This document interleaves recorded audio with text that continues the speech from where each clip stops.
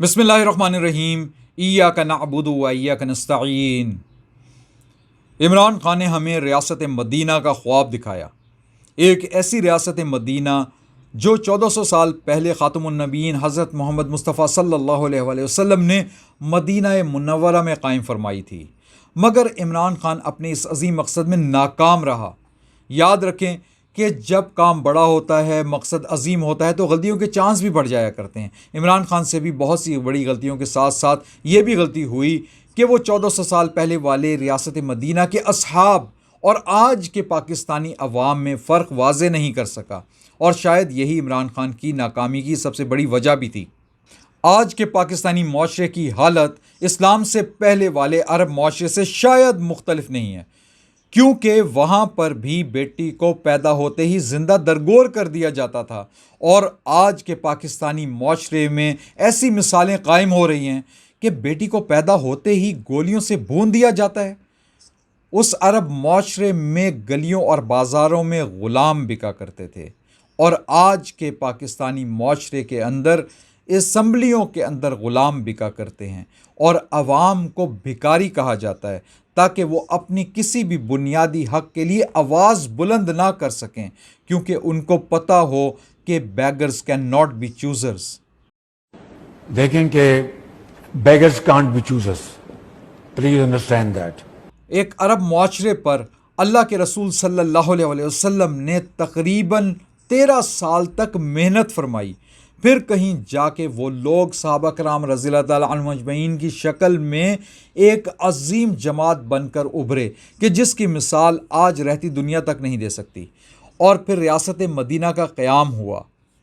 عمران خان سے توقع یہ کی جا رہی تھی کہ وہ راتوں رات کچھ ایسا کرے گا کہ وہ پاکستانی معاشرہ کہ جس کی حالت اسلام سے پہلے والے عرب معاشرے کی سی تھی، اور اس معاشرے کے عوام کے ذریعے وہ ریاست مدینہ قائم کرے گا، ایک ایسا معاشرہ جہاں پر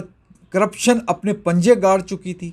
ایک ایسا معاشرہ جہاں جھوٹ، ملاوٹ، ناپ تول میں کمی اور ظلم اور ناانصافی کا بازار گرم رہتا ہے۔ خان صاحب، آپ کو چاہیے تھا کہ ریاست مدینہ بنانے کے وعدے کے ساتھ یہ شرط بھی رکھ دیتے کہ عوام بھی اپنا کردار صحابہ کرام رضی اللہ تعالیٰ عنہم اجمعین جیسا بنانے کی کوشش کرے گی اور اپنی اصلاح کرنے کی کوشش کرے گی، تو میں پھر یہ ریاست مدینہ قائم کرنے کا وعدہ پورا کر سکتا ہوں۔ یہی شاید عمران خان کی سب سے بڑی غلطی تھی، اور اسی وجہ سے عمران خان ریاست مدینہ بنانے میں ناکام رہا، کیونکہ ہم میں سے کوئی بھی اپنے کردار کو بدلنے کے لیے تیار ہی نہیں ہے، اور توقع یہ کر رہے ہیں کہ اپنے کردار ٹھیک کیے بغیر ہی ریاست مدینہ قائم ہو جائے۔ اللہ پاک تو قرآن پاک میں فرما رہا ہے کہ ان اللہ لا یغیر ما بقوم حتی یغیر ما بانفسہم، کہ بے شک اللہ کسی قوم کی حالت کو نہیں بدلتا جب تک کہ وہ خود اپنے آپ کو نہ بدل ڈالیں، یعنی کہ وہ خود اپنے اوصاف کو، اپنی بری کوالٹیز کو چینج کر کے اچھی کوالٹیز اپنے اندر پیدا نہ کر لیں۔ یعنی کہ جب تک ہم لوگ خود سے اس بات کی کوشش نہیں کریں گے کہ ہمارے اندر سے جھوٹ،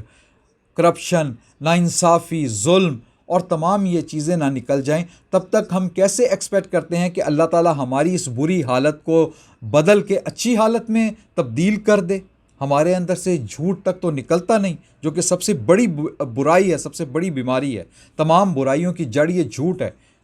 شاید عمران خان یہ بات سمجھ چکا تھا کہ جو عوام دہائیوں سے جھوٹ اور کرپشن میں پلی بڑھی ہو، اس کو چند دنوں میں ٹھیک کرنا کیسے ممکن ہے۔ چنانچہ عمران خان نے ایک بہت ہی عظیم قدم اٹھایا، اور وہ یہ کہ اسکول اور کالج کی سطح پر قرآن پاک کو سمجھ کر پڑھنے کی تعلیم کو لازمی قرار دے دیا، اور اس کے ساتھ وہ بچوں کو سیرت النبی صلی اللہ علیہ وسلم کی تعلیم دلوانے پر بھی زور دیتا رہا،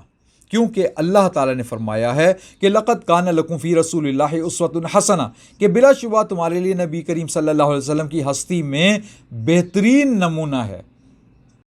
ہم نے فیصلہ کیا ہے کہ 8 اور 10 کلاسز میں سیرت نبی پڑھائی جائے گی۔ میں نے یہ شفقت آپ کا دیکھا کہ آپ نے اس کو کوئی لمبی ٹائم لائن دی ہے 2023 اور 24، یہ بہت آپ لمبی ٹائم لائن دے رہے ہیں۔ اس کو اگلے 5-6 مہینے کے اندر اس کو ڈسکس کر کے اور یہ سیرت نبی کا آپ پلیز اس کو فورس کریں، اتنی دیر کی کوئی ضرورت نہیں ہے ہمیں۔ میں آپ کو اس کی وجہ بتاتا ہوں کیا۔ دیکھیں، جو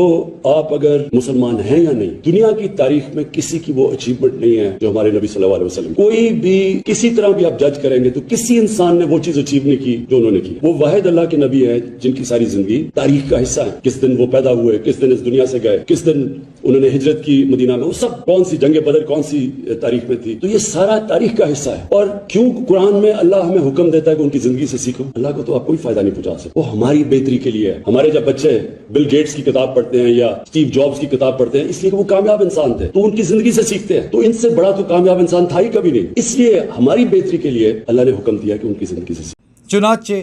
اگر یہ 2 کام پاکستان میں نیک دلی سے شروع کر دیے جائیں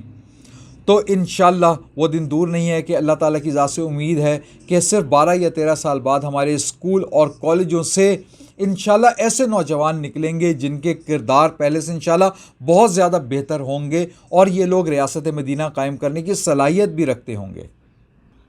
عمران خان پر یہ بھی الزام لگایا جاتا ہے کہ عمران خان نوجوان نسل کو نچوا کر ریاست مدینہ بنانے کی کوشش کر رہا ہے۔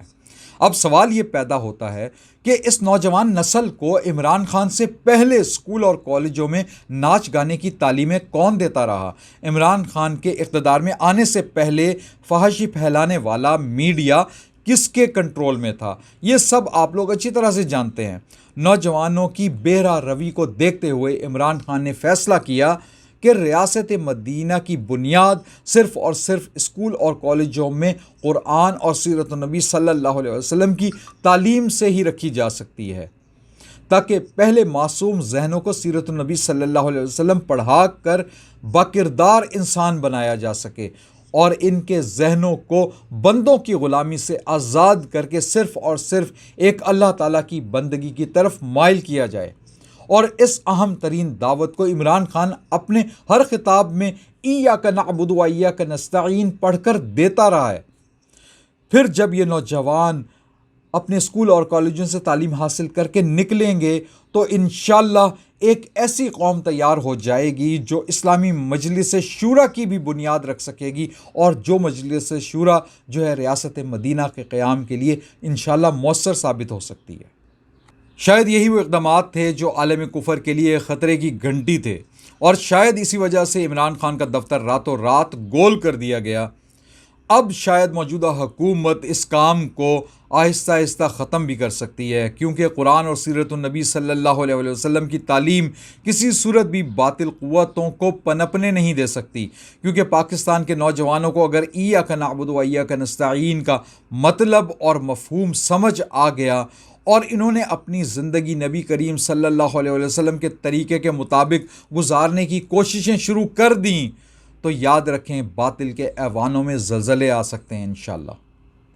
عالم کفر کو پتہ ہے کہ اگر مسلمان نے اللہ کی رسی یعنی کہ قرآن مجید کو مضبوطی سے پکڑ لیا تو انشاءاللہ باطل مٹ کر رہے گا، اور عمران خان کا یہ کام یعنی کہ قرآن اور سنت کی تعلیم کو اسکول اور کالجوں کی سطح پر پڑھایا جانا یہ ایک بہت ہی عظیم قدم ہو سکتا ہے، اور ریاست مدینہ کی طرز پر ایک اور ریاست قائم کرنے کی طرف یہ ایک پہلا قدم ہو سکتا ہے اور ایک بنیادی چیز ہے، کیونکہ جب آپ کے بچوں کی ذہنی صلاحیتیں جو ہیں وہ اس بات کی طرف استعمال ہونا شروع ہو جائیں کہ ہم نے نہ صرف سائنس اور ٹیکنالوجی کی تعلیم حاصل کرنی ہے بلکہ ہم نے اپنے کریکٹر کو بھی بلڈ اپ کرنا ہے، ہم نے صرف ایک ہی طرف نہیں لگے رہنا، ہم نے اپنے کریکٹر کی بلڈنگ کے لیے بھی کام کرنا ہے۔ اور یاد رکھیں کہ کریکٹر کی بلڈنگ کے لیے سب سے بہترین جو عملی نمونہ ہے وہ ہمارے پیارے نبی حضرت محمد مصطفیٰ صلی اللہ علیہ وسلم کی ذات کریمہ ہے، کہ ہمارے لیے وہ ایک رول ماڈل ہیں کہ جب تک ہم ان کو نہیں دیکھیں گے تب تک ہم اپنے کردار کو بنا ہی نہیں سکتے۔ اگر ہم مغرب کی طرف دیکھتے رہیں گے تو ہمارا کردار گرتا چلا جائے گا، چاہے ہم سائنس اور ٹیکنالوجی میں جتنی مرضی ترقی کر لیں، ہم ڈرپوک اور بزدل اور بھکاری قوم ہی رہیں گے جب تک ہم اپنے پیارے نبی صلی اللہ علیہ وسلم کے اسوہ حسنہ کو سمجھ نہیں لیتے، اس کو پڑھ نہیں لیتے اور اس پہ چلنے کی کوشش نہیں کر لیتے۔ مگر مجھے ڈر ہے کہ موجودہ حکومت عمران خان سے بغض کی بنا پر یہ دونوں کام شاید جاری نہ رکھنے دے، کیونکہ قرآن اور سیرت النبی صلی اللہ علیہ وسلم کی تعلیم جاری رہی تو آئندہ چند سالوں میں انشاءاللہ العزیز آپ کو تبدیلی نظر آئے گی، ایک ایسی تبدیلی کہ جو کہ انشاءاللہ ریاست مدینہ کے قیام کے لیے بہت ہی مؤثر ثابت ہو سکتی ہے۔ لیکن اس وقت تک شاید عمران خان نہ رہے، لیکن ہم پاکستان کے مسلمانوں نے اس بات کی کوشش جاری رکھنی ہے کہ کس طرح ہم نے پاکستان کو اسلام کا مضبوط قلعہ بنانا ہے انشاءاللہ اللہ تعالیٰ کے فضل و کرم سے، اور اس کی طرف ہم نے اپنی کوششیں جاری رکھنی ہیں، چاہے کوئی ہمیں اس بارے میں کہے یا نہ کہے۔ یہ ہمارا بنیادی فریضہ ہے، کیونکہ جو پاکستان ہم نے کلمہ لا الہ الا اللہ کی بنیاد پر حاصل کیا تھا، اس کے اندر اگر ہم اللہ اور اس کے رسول صلی اللہ علیہ وسلم کا بنایا ہوا قانون نہ لاگو کر سکے تو پھر اس ریاست کا قیام جو ہے وہ بے مقصد رہ جاتا ہے۔ اللہ تعالی ہمارے پاکستان کو ہمیشہ قائم و دائم رکھے اور اس کو اسلام کا مضبوط قلعہ بنائے اور اس کو مسلم دنیا کے لیے ایک لیڈر کی حیثیت دے۔ آمین ثم آمین۔ وما علینا الا البلاغ المبین۔